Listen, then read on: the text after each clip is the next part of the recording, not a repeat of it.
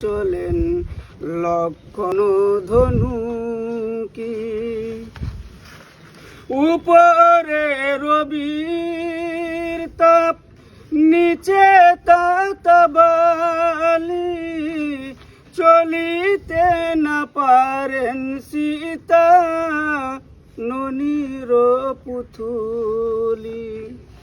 ভাঙিল তরুল ডাল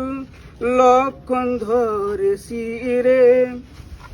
এর অবছায়াই লোকে চলো ধীরে ধীরে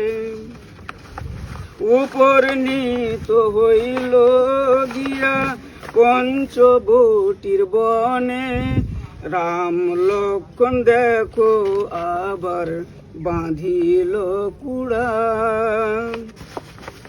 রাম সীতা খেলছেন বসে পরি লক্ষণে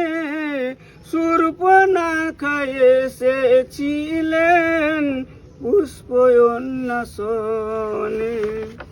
নাক তাহার ধরিয়া যে কাটেনি লক্ষণে নাগ হাতে করে এসেছে